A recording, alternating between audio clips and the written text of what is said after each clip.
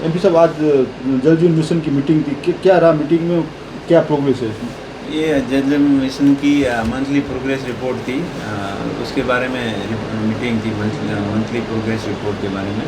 तो अधिकारी लोग कर रहे हैं, उसके अंदर लगे हुए हैं, लेकिन पानी की अवेलेबिलिटी नहीं होने की वजह से आज गर्मियों की सीज़न चल रही है, गांव-गांव के अंदर पानी के लिए लोग त्रैमाम हो रहे हैं। इस बारे में प्रोग्रेस के बारे में डिटेल डिस्कशन हुई और साथ ही साथ इस गर्मियों के दिनों में पानी की समस्या से निजात पाने के लिए लोगों को तुरंत राहत देने के लिए जो एग्जिस्टिंग सोर्सेज हैं, जो पहले के पुराने सोर्सेज हैं, उनको भी रिपेयरिंग करवाने के निर्देश दिए और साथ ही साथ जो अभी अकाल रात के अंदर पेयजल संकट के अंदर जो पानी की किल्लत है, वहाँ टैंकरों के द्वारा पानी की सप्लाई के लिए भी विस्तृत चर्चा हुई। और ज़्यादातर जो वही पुरानी बातें रिपीट हो रही है, क्योंकि प्रोग्रेस जो जेजेएम के अंदर है वो पूरे देश के अंदर सबसे ख़राब स्थिति राजस्थान की है। और राजस्थान के अंदर 50 जिलों की बात करें तो उनके अंदर सबसे ज़्यादा ख़राब स्थिति बाड़मेर ज़िले की है। इस मरुस्थलीय क्षेत्र के अंदर लोग दूर दराज ढाणियों के अंदर रहते हैं और पानी के लिए पूरे ज़िले के लोग त्रैमाम हैं। और साथ ही साथ मवेशियों के लिए पीने के लिए पानी का भी बड़ा संकट है और पानी की सप्लाई रेगुलर नहीं होने की वजह से मवेशियाँ मर रही है, गायें मर रही हैं और जंगली जानवर वगैरह उनको भी बहुत ज़्यादा दिक्कत आ रही है, किल्लत है पानी की।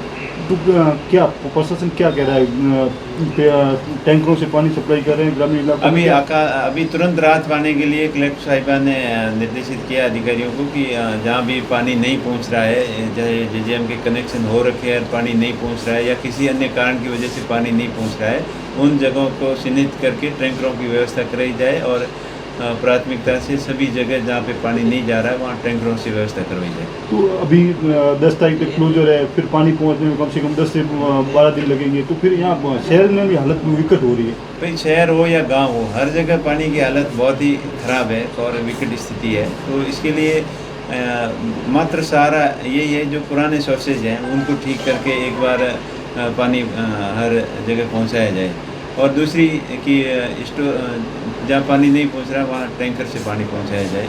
तो इसके बारे में सख्त निर्देश दिए गए कलेक्टर साहब के द्वारा और मीटिंग में ये डिस्कशन हुआ। पूर्व मंत्री को गिरफ्तार कर लिया गया सीआईडी में, तो क्या देखते हैं? देखिए, जेजेएम के अंदर चाहे पहले की सरकार हो या अब की सरकार हो या उससे पहले की सरकार हो, सही प्रॉपर ढंग से काम नहीं होने की वजह से लोगों को दिक्कत आ रही है। विशेषकर राजस्थान जैसे सुदूर एरिया के अंदर रहने वाले लोग, जो जनसंख्या का घनत्व कम है और लोग ढाणियों के अंदर ज़्यादा रहते हैं और अलग अलग प्रांत की अलग अलग स्थितियाँ हैं। अपने मारवाड़ की थार की स्थिति अलग है, जयपुर के आसपास के एरिया की अलग है, हाड़ौती के एरिया की अलग है, लेकिन सबसे कम प्रोग्रेस अपने इस क्षेत्र में हुई है। इसका कारण यही था कि दूर दराज ढाणियों के अंदर लोग रहते हैं और जो प्लानिंग है वो प्रॉपर वे के अंदर इसकी प्लानिंग ठीक ढंग से नहीं हुई। इसकी वजह से आज ढाणियों के अंदर पानी पहुंच नहीं पा रहा है। तो प्रशासन तो दावा कर रहा है कि हमने बाड़मेर के जो सबसे बॉर्डर का सबसे लास्ट गांव है सुंदरा गांव, तो पानी पहुंचा दिया। देखिए, वो नर्मदा के फेस के अंदर कुछ जगह पर पानी की सप्लाई ठीक ठाक है, लेकिन ज़्यादातर 95% जो कनेक्शन का ये दावा कर रहे हैं वो बिल्कुल फ्लॉप है। 5% की मैं बात नहीं कर कहता, लेकिन 95% जो ये दावे कर रहे हैं ये बिल्कुल खोखले हैं, पानी पहुंच नहीं पा रहा है। अफसर प्रयास कर रहे हैं, लेकिन उनकी डिज़ाइन इस तरीके की बनी हुई है कि वहाँ पानी जाना पॉसिबिलिटी नहीं है। दूसरी बात है कि वहाँ प्रॉपर ढंग से काम किया नहीं गया, घटिया पाइप डाले गए, जो प्रेशर देते ही पाइप फट जाते हैं।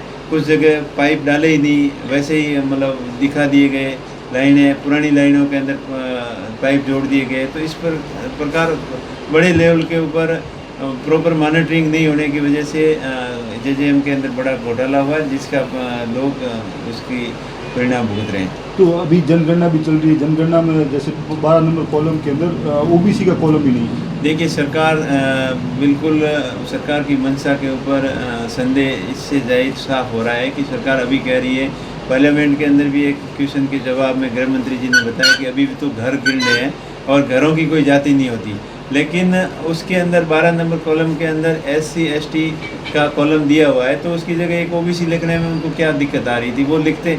तो ऑटोमेटिकली घरों की भी गणना हो जाती कि ओबीसी के कितने घर हैं, एससी के कितने, एसटी के कितने हैं, और उसके अंदर अगर सरकार की मंशा होती तो ठीक ढंग से उसकी गणना कर सकती थी, लेकिन सरकार की मंशा के ऊपर संदेह है और ये प्रॉपर ढंग से जातिगत जनगणना करना नहीं चाहती, इसलिए ओबीसी का कॉलम इन्होंने इसके अंदर दिया नहीं। और सरकार को तुरंत इसके अंदर ओबीसी की गणना के लिए 12 नंबर कॉलम के अंदर चेंजेस करना चाहिए और उसमें ओबीसी का कॉलम साथ में डालना चाहिए। क्या देखते हो, कैसे देखते हो? देखिए, हिंसा, लोकतंत्र के अंदर हिंसा का कोई स्थान नहीं है। जहाँ भी चुनाव हुए, पश्चिम बंगाल में सबसे ज़्यादा हिंसक घटनाएं हुई है, तो सरकार की जिम्मेदारी बनती है कि उनके ऊपर कंट्रोल किया जाए।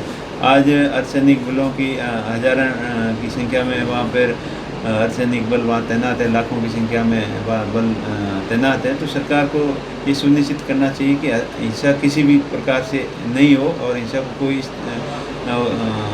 जगह नहीं होनी चाहिए। इसके लिए तुरंत एक्शन लेके जो भी उपद्रवी हैं, चाहे सत्ता पक्ष की तरफ से हैं या विपक्ष की तरफ से हैं, किसी को भी बख्शा नहीं जाए और निष्पक्ष कार्रवाई करते हुए हिंसा के ऊपर कंट्रोल करना चाहिए। जैसे टीएमसी कह रही है कि भाई सीबीआई जांच करवानी चाहिए जो पीए की जो मर्डर हुआ है, उसको लेकर आपके कैसे देखते हैं? देखिए, कहीं न कहीं उनको संदेह है, तभी तो टीएमसी ने खुद ही मांग की और ये जो टीएमसी के ऊपर आरोप लगा रहे कि टीएमसी हिंसा फैला रही है, लेकिन हिंसा कौन फैला रहा है ये आप भी देखे हैं सोशल मीडिया के ऊपर, जिस प्रकार से वीडियोज आ रहे हैं, जिस प्रकार से जो लोग उपद्रवी हैं, उपद्रव फैला रहे हैं, तो उनके खिलाफ सरकार को एक्शन लेना चाहिए। अब तो वहाँ डबल इंजन हो गए हैं ना, पहले तो सिंगल इंजन था, कार्रवाई नहीं कर रहे, तो अब उनको एक्शन लेने से कौन रोक रहा है? ये एक दूसरे के ऊपर आरोप प्रत्यारोप लगाने के बजाय जो भी हिंसा फैला रहा है उसके ऊपर सख्त कार्रवाई करनी चाहिए। और जो टीएमसी कह रही है सीबीआई जांच करानी चाहिए, तो उसकी जांच करवा के जो भी उपद्रवी है उनको पकड़े और उनके खिलाफ सख्त से सख्त कार्रवाई करें।